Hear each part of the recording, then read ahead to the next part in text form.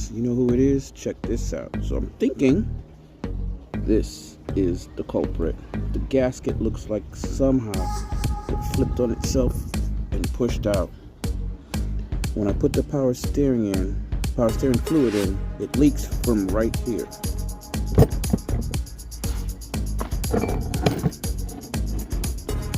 This gasket looks clean.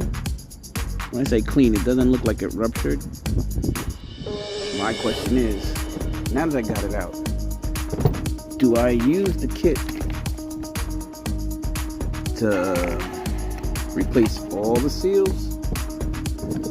Because in the forum, they said, listen, don't bother. If these others are not leaking, don't bother disassembling everything. Just fix the one that's leaking. What do you think?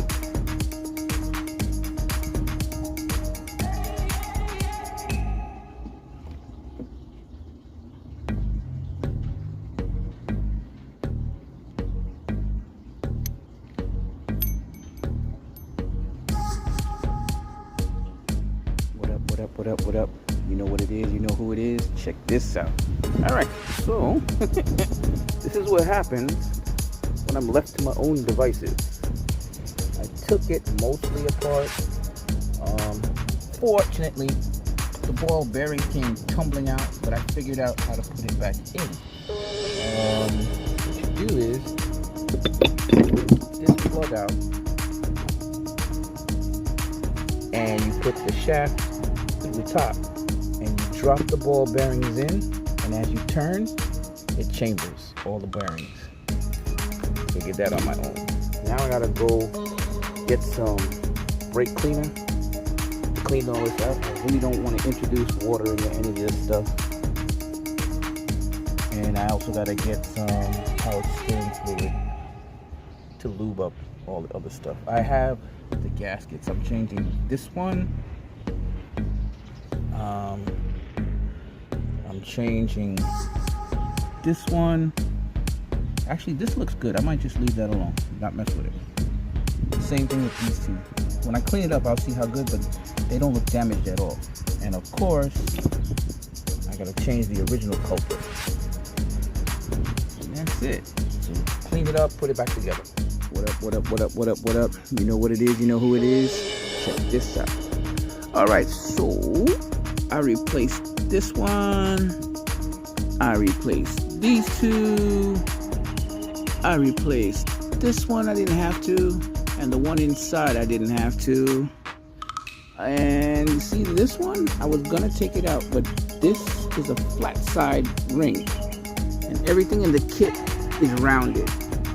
So I'm sure there's a comparable part, but I didn't feel secure in replacing the flat ring with a rounded ring.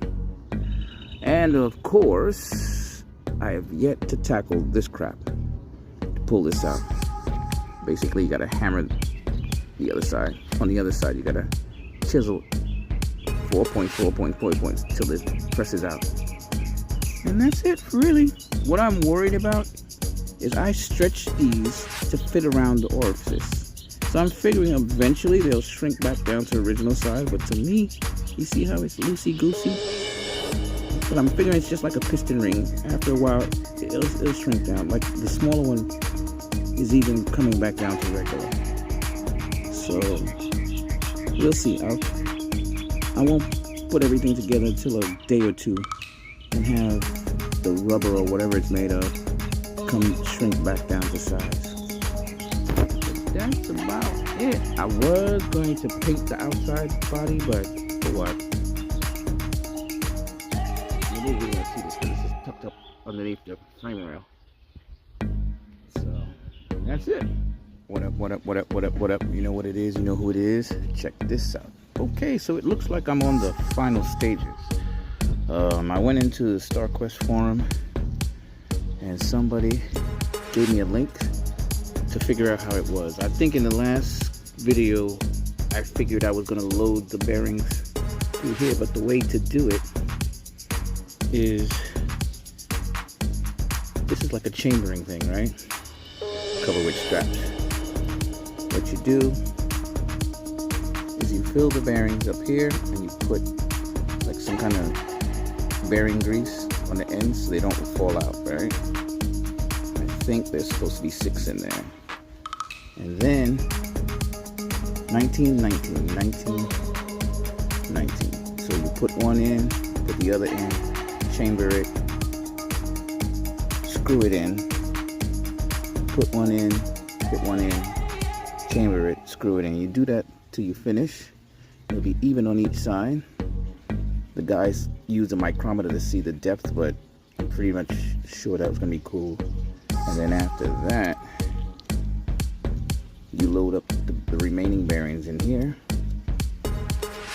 Put that like that, and bolt on the strap. So then it'll be as before.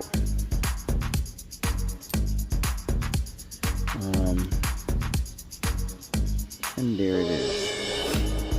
And then I could bring this together, bring that down, and continue the process. In other videos with other kind of signal gearing, they said there's a gasket underneath this. This one in particular had no such thing. Once you took this off, it was just metal, and it's pretty flush here. I don't want to mess around with that. It's the same for all the other parts. They said there was supposed to be a double gasket here. Originally it didn't. And that's it. And look, I fixed the main culprit before I took everything apart.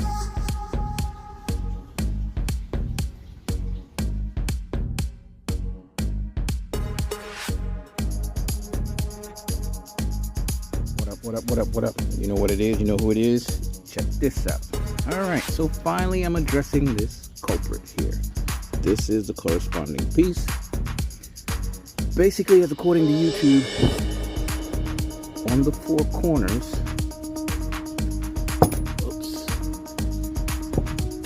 say this is on the underside, right?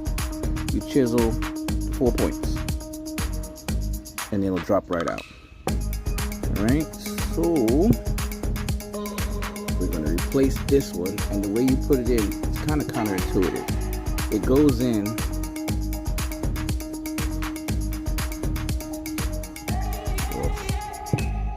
this way, meaning the inward side is facing inward of the gear. I suggest taking pictures and videos of everything you do just in case. The other thing is this. All the stock seals are rectangular, and the replacement kit, they're circular. I'm kind of cautious of replacing it, but this seal is pretty good. All I gotta do is clean it up.